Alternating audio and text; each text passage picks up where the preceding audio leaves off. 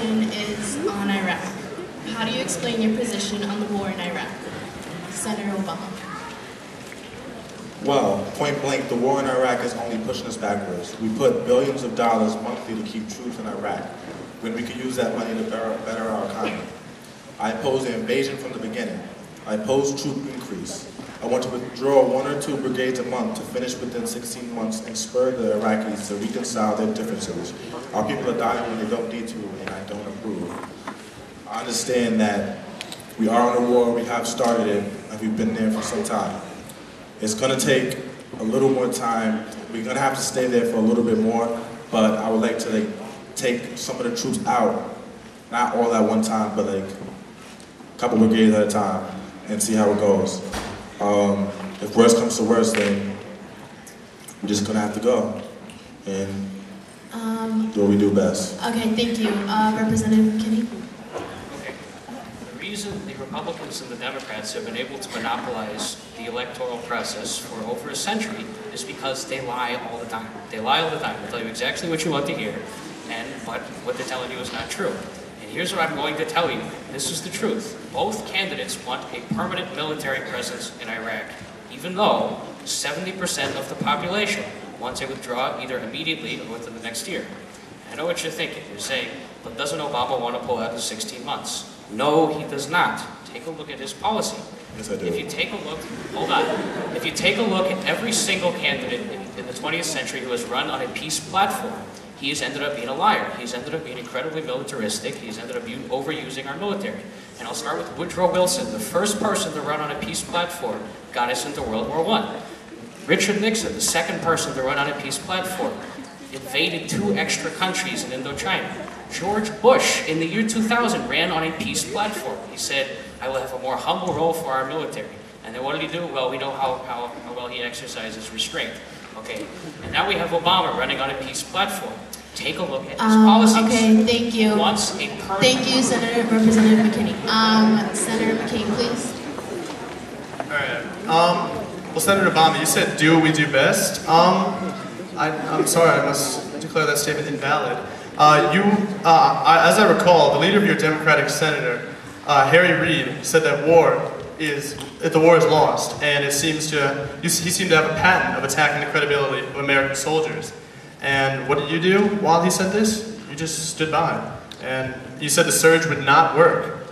I have always believed in the credibility of our troops and will always support them. I believe it's strategically and morally essential for the United States to support the government in Iraq to become capable of governing itself and safeguarding its people. The best way to secure long-term peace and security is to establish a stable, prosperous, and democratic state in Iraq. When Iraqi forces can safeguard their own country, American troops can return home. The course of immediate withdrawal in Iraq could draw us into a wider war with even greater sacrifices, put peace further out of reach, and Americans back in harm's way. Because, my friends, victory is the only option.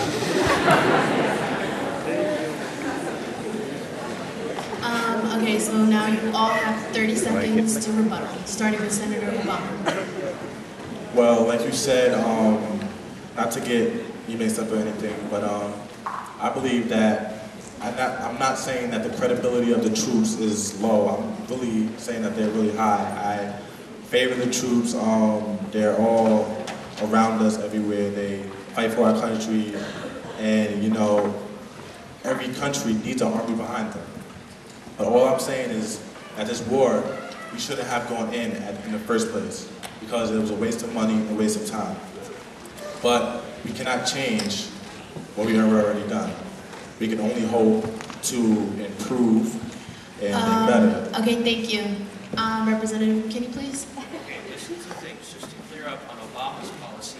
What he said is he wants to pull out all combat troops by 2016, unless, of course, there's violence and instability in Iraq, which there always will be as a result of the presence of the United States Army. And how many troops in Iraq are actually called combat troops? 1/3. He will leave over 100,000 troops in Iraq permanently. That's what you're getting if you vote for it. And on McCain, he likes to talk a lot about supporting our troops, yet he has one of the worst records on veterans' rights of anybody in the legislature. Take a look at his record. He voted against an amendment that would provide $20 million to the Department of Veterans, okay, thank Veterans you, Affairs for Healthcare in 2006. please.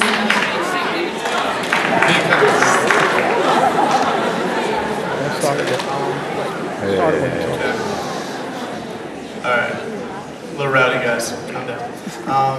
Okay. So, Senator Obama, you said it wasn't really necessary to go into Iraq. Do you remember 9/11? Yeah. That was a... I remember. Do you remember where you were at 9/11? I sure do. I sure do too. Alright, 9/11 was a big thing, and obviously... It really was. Yes, it was. And so going in there was to find the weapons of mass destruction and also try to put a stop to any more harm that can come to America. And that's why we need to stay in Iraq and make sure they can govern themselves and they will not attack us any further. It is 2008. We still have that's all we have for rebuttal. I'm sorry. We'll talk later.